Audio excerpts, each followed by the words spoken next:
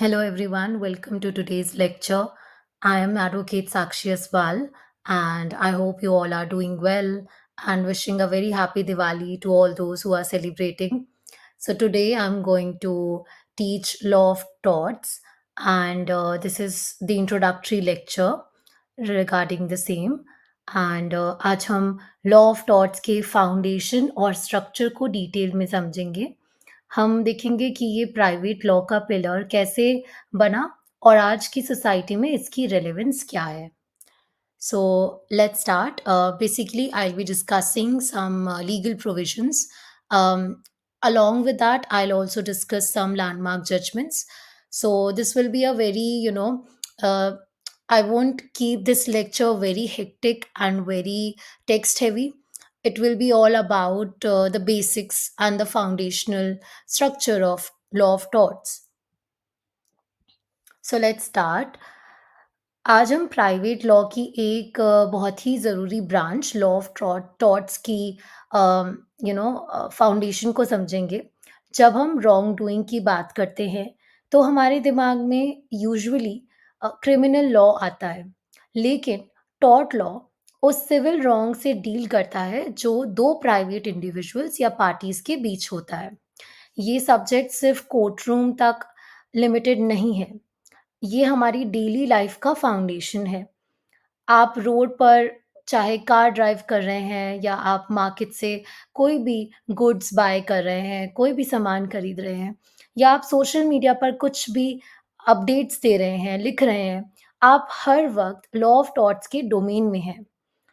सो इसका ये objective main purpose victim को कंपेंसेट करना है और रॉन्ग डूअर को रिस्पॉन्सिबल बनाना है। So, today we are going to understand the definition of law of torts, right? And also the nature of tort law. So, basically, it is a civil wrong distinct from a crime or breach of contract, resulting in a claimant suffering a recognizable loss or harm, which incurs legal liability for the wrongdoer. इसका जो focus है वो होता है हमेशा interpersonal रॉन्गडूइंग में between the private individuals और entities. It is rooted in the imposition of duties by law, not voluntary agreement, right? So basically जो जब भी हम टॉर्ट में ड्यूटीज़ की बात करते हैं तो वो फिक्स्ड होती हैं एंड इम्पोज्ड होती हैं यूनिवर्सली अपॉन ऑल पर्सन, सारे इंडिविजुअल्स पे वो इम्पोज्ड हैं यूनिवर्सली, राइट? और जो ड्यूटीज़ हैं वो म्यूचुअल कंसेंट से बनती हैं, क्रिएट होती हैं। कॉम्प्रिहेंसिव स्कोप है बहुत टॉर्ट लॉ का, बिकॉज़ सिविल रॉन्ग्स भी इसमें इंक्लूड होते हैं एंड बेसिकली कोई भी जनरल ड्यूटी ऑफ केयर जभी भी वायलेट होती है, that's when it comes into the picture. Okay, so civil wrong के बारे में जब भी हम पढ़ते हैं तो ये समझना ज़रूरी है कि ये क्राइम या कॉन्ट्रैक्ट ब्रीच से अलग है। जब कोई भी पर्सन रिकॉग्नाइजेबल लॉस या हार्म को विटनेस करता है या फिर गो थ्रू करता है किसी भी हार्म से, और वो ऐसा हर्ट हो या ऐसी इंजरी हो, अम, या कोई भी ऐसा हम ये कह सकते हैं, आई वुड से कोई ऐसा नुकसान हो किसी दूसरे पर्सन की गलती से हुआ हो जो कि तब लीगल लायबिलिटी बनती है। ठीक है? नेचर ऑफ ड्यूटी की जब हम बात करते हैं, यहाँ फंडामेंटल डिफरेंस आता है। कॉन्ट्रैक्ट में आप ड्यूटीज़ को वॉलंटरीली अज़्यूम करते हैं। आप you know I would say mutual consent से ड्यूटी क्रिएट करते हैं। इसे ड्यूटी इन पर्सोनम कहते हैं, क्योंकि ये सिर्फ़ उस स्पेसिफिक पर्सन के लिए है जिससे आपने कॉन्ट्रैक्ट किया है, राइट? लेकिन टॉर्ट में ड्यूटीज़ आप पर लॉ के थ्रू ही इम्पोज़्ड किए जाते हैं। आपकी रिस्पॉन्सिबिलिटी है कि आप हर दूसरे पर्सन को हार्म नहीं पहुँचाएँ। इसे ड्यूटी इन रेम कहते हैं। एक ड्यूटी जो पूरी वर्ल्ड के लिए है, राइट? ये इम्पोज़ ड्यूटी ही टॉर्ट लॉ का कोर बेसिस है। इसका स्कोप बहुत कॉम्प्रिहेंसिव है जैसे मैंने बताया, जिसमें जनरल ड्यूटी ऑफ केयर का वॉयलेशन भी इंक्लूडेड है। So let's try to understand all the scopes of torts and the philosophical context of the same. Um, and one by one, all the categories. Negligence, example, car accidents, slip and falls. Intentional torts, example, battery, false impersonation. Defamation, protecting reputation. And trespasses against land or goods. Strict liability, example, defensive products. So it focuses on wrongs that are inherently relational, establishing the defendant's legal duty toward the plaintiff. Okay, so tort law civil wrongs की एक wide array को cover करता है. इसमें prominent categories हैं, जैसे कि negligence सबसे कॉमन कैटेगरी है. जब आप रीजनेबल केयर नहीं लेते हैं और उससे किसी भी पर्सन को किसी भी तरीके का हार्म होता है, जैसे कि कार एक्सीडेंट, राइट?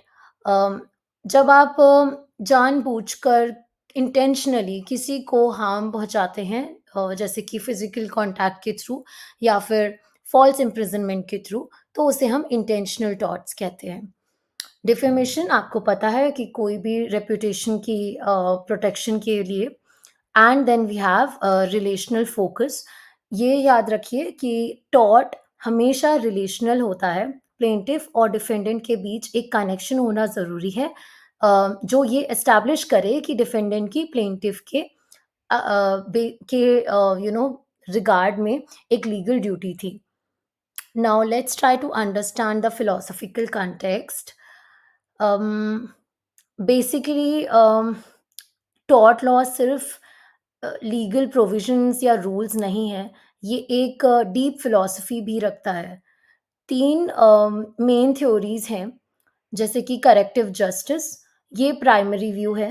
इसका फोकस ट्रांजैक्शनल है. जब ए ने बी को गलत तरीके से नुकसान पहुंचाया हो या हार्म किया हो, तो ए की रिस्पॉन्सिबिलिटी है कि वो स्पेसिफिकली बी को कंपनसेट करे. ये पर्सन इंडिविजुअल जस्टिस पर फोकस करता है, पर्सन की इंडिविजुअल जस्टिस पर फोकस करता है. इकोनॉमिक एनालिसिस अगर इसका देखें, तो टॉर्ट लॉ को इंसेंटिव सेट करने का एक मैकेनिज्म माना जाता है. अगर लायबिलिटी का कॉस्ट ज़्यादा होगा, तो लोग ज़्यादा सेफ बिहेवियर अडॉप्ट करेंगे, जिससे सोसाइटी में ओवरऑल रिस्क एफिशिएंटली मैनेज होगा. Then we have civil recourse theory. ये विक्टिम के पर्सपेक्टिव से देखता है. टॉर्ट का जो कोर है, वो ये है कि ये विक्टिम को रॉन्ग डूअर के अगेंस्ट सूट फाइल करने और रिकोर्स लेने का लीगल राइट देता है. Now let's try to understand the doctrinal distinctions, tort versus contract, so that you have better idea, right? सो अब हम टॉर्ट को दूसरे मेजर लॉ से कंपेयर कर रहे हैं, हम कॉन्ट्रैक्ट से कंपेयर कर रहे हैं, right? So let's try to understand all these differences one by one. So source of duty. Contract में ड्यूटी आपकी खुद की मर्जी से या म्यूचुअल कंसेंट से आती है. इसे ड्यूटी इन पर्सोनम कहते हैं. टॉर्ट में ड्यूटी आप पर लीगली फिक्स्ड बाय लॉ होता है और ये ड्यूटी इन रेम होती है. डैमेजेस की अगर हम बात करें, तो कॉन्ट्रैक्ट ब्रेक करने पर या हम कहेंगे कि अब्रिज करने पर यूजुअली लिक्विडेटेड डैमेजेस होते हैं, जो कि प्रिडिक्टेबल इकोनॉमिक लॉस की वजह से होते हैं. टॉर्ट में अनलिक्विडेटेड डैमेजेस होते हैं. इसमें पेन, सफरिंग और प्रॉपर्टी डैमेज जैसी अनप्रिडिक्टेबल चीज़ें भी इंक्लूडेड होती हैं. जो गोल है इसमें, क्राइम का मेन, आप ये कह सकते हैं ऑब्जेक्टिव जो है, वो पनिशमेंट देना है और पब्लिक ऑर्डर को बनाए रखना है. टॉर्ट का जो मेन एम है, वो विक्टिम को उसके लॉस की कंपनसेशन देना है.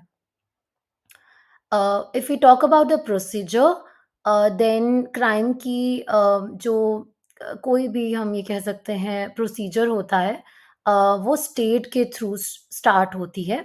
टॉर्ट की कभी भी प्रोसीजर विक्टिम खुद शुरू कर सकता है. Now talking about the punitive damages, जब टॉर्ट में प्यूनिटिव डैमेजेस दिए जाते हैं तो लाइन ब्लर हो जाती है, क्योंकि ये कंपेंसेट करने की जगह डिटर यू नो का काम करते हैं। Deter means to avoid something, जो क्राइम का मेन एम होता है। Okay, so these are the you know differences between tort law and criminal law and tort law and contract law. Do go through these notes, and you can revise the same. Now, let's try to discuss the rule of actionability, legal damage maxims. Okay. Um, so we know about certain things कि कुछ legal maxims होते हैं, जैसे कि ubijus ibi remedium. I don't know the exact Latin pronunciation, but it means where there is right, there is a remedy. इसका meaning है हर legal responsibility या legal right जज की प्रोटेक्शन के लिए लॉ के पास रेमेडी होना ज़रूरी है, राइट? एक्शनेबल हिंजेस को अगर हम समझें तो on legal damage it focuses on the infringement of a legally protected right. Injuria sine damnum, it means injury without damage. It is actionable, yes. इसका जो principle है, it is basically absolute private right का infringement ही sufficient है, uh, even if कोई financial loss ना हुआ हो. Example, trespass to land. Damnum sine injuria means damage without legal injury. It is not actionable. Principle इसका क्या है कि लॉस हुआ, पर वो लीगली राइट के वॉयलेशन से नहीं हुआ, राइट? इंजरी नहीं हुई लीगल राइट की, लॉस लॉफुल एक्ट से हुआ. The function here is that liability की बाउंड्रीज मेंटेन करता है ये, राइट? टॉर्ट एक्शन तभी एक्शनेबल होता है जब लीगल डैमेज हो. इसे 3 मैगज़िम्स से हम समझ सकते हैं. फर्स्ट इज़ यूबीजस इबी रेमेडियम. ये कॉमन लॉ का फाउंडेशन है. अगर आपका लॉ राइट है, लीगल राइट है, तो कोर्ट आपको उसे प्रोटेक्ट करने का भी रेमेडी ज़रूर देगी. Then we have injuria sine damnum, as we discussed. ये बहुत पावरफुल कॉन्सेप्ट है. इसका मतलब है कि आपके राइट का वॉयलेशन ही काफ़ी है एक्शन लेने के लिए. अगर चाहे आपको एक अमाउंट का भी, ज़रा-सा भी किसी भी मनी का थोड़ा-सा भी अमाउंट का नुकसान नहीं हुआ हो, जैसे कि एशबे वर्सेस व्हाइट में वोट देने का राइट जो है उसका वॉयलेशन हुआ था, राइट? डैमनम सिने इंजूरिया की जब हम बात करते हैं, ये काउंटर पोल है. यहाँ लॉस और डैमेज तो हुआ है, लेकिन वो लीगल बेसिस पर गलत नहीं है, right? Injury, there is no injuria of like the legal right. जो भी हार्म है, अगर लॉफुल एक्ट से हो, तो कोर्ट उसके लिए कंपेंसेट नहीं करती.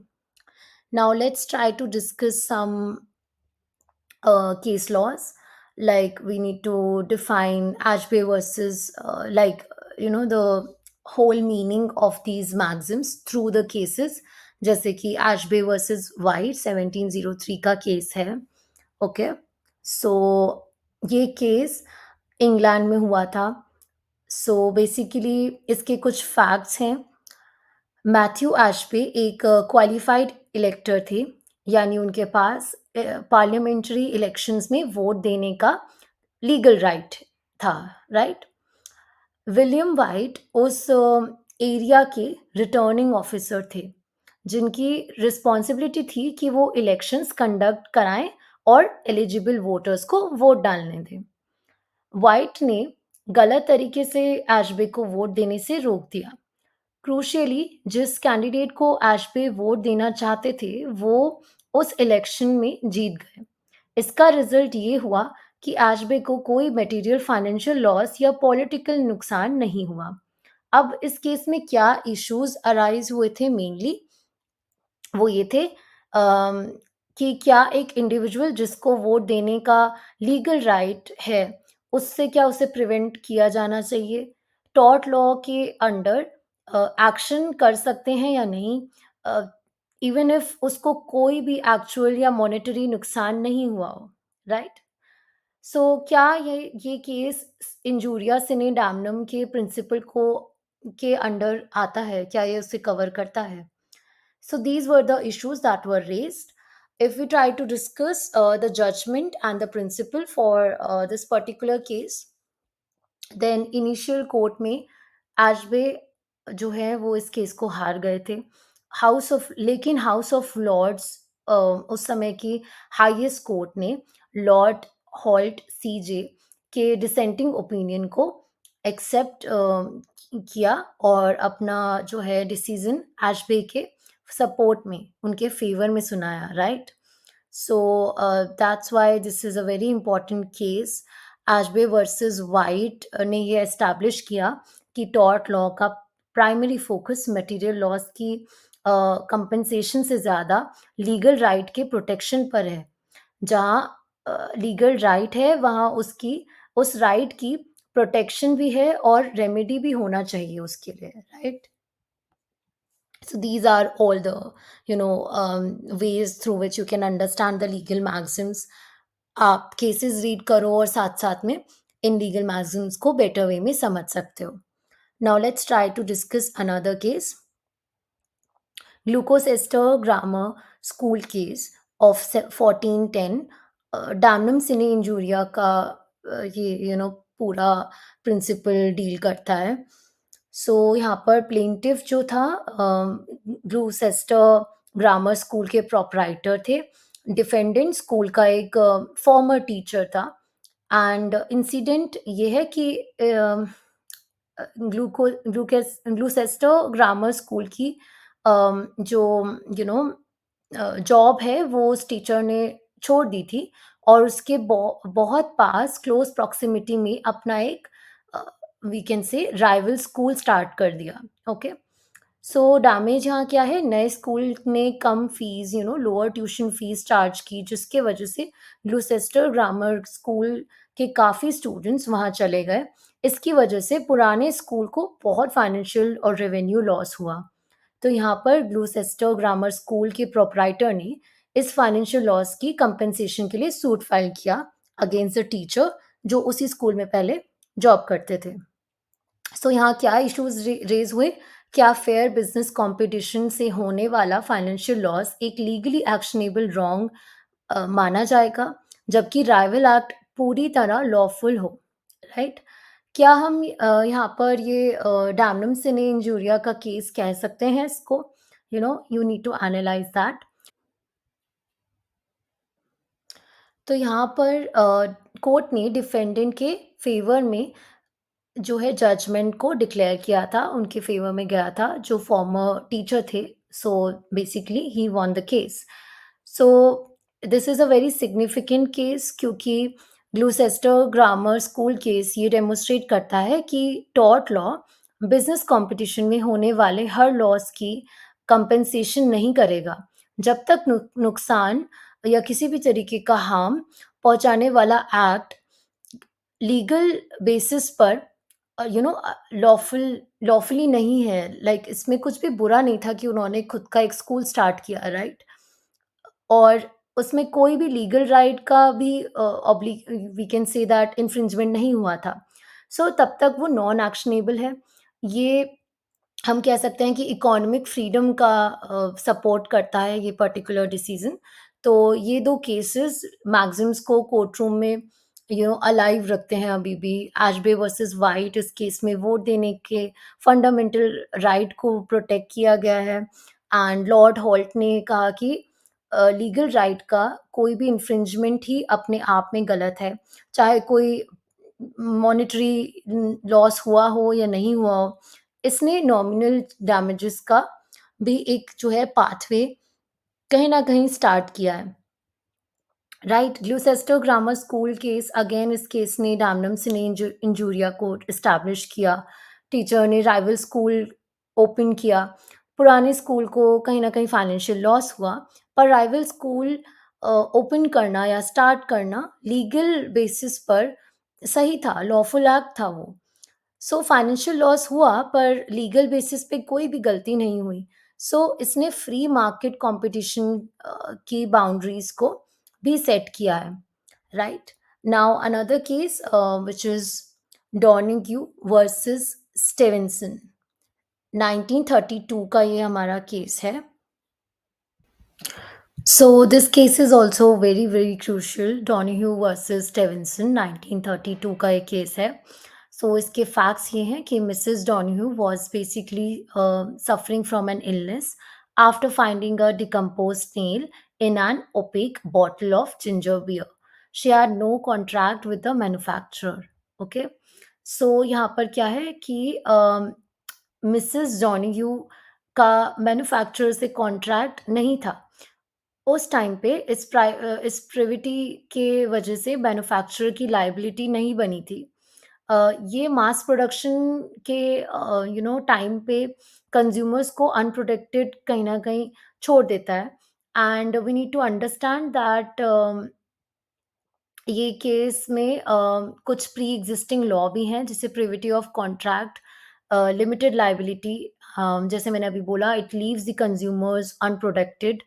एंड लॉर्ड एटकिन का जो नीबर प्रिंसिपल है, that is also quite evident. It established a universal general basis for negligence. You must take reasonable care to avoid acts or omissions which you can reasonably foresee would be likely to injure your neighbor. ठीक है. तो Lord Atkin ने neighbour principal दिया यहाँ पर. उन्होंने कहा कि आपको उन लोगों से अवेयर रहना चाहिए जिन्हें आप रीजनेबल फोर्सी कर सकते हैं कि आपके ऐप से उन्हें नुकसान पहुंच सकता है, किसी भी तरीके का हार्म हो सकता है. इस जजमेंट ने नेग्लिजेंस को कॉन्ट्रैक्ट लॉ की शैकल से कहीं न कहीं फ्री किया. इसने मैन्युफैक्चरर्स पर कंज्यूमर्स के रिगार्ड में एक universal duty of care impose करी.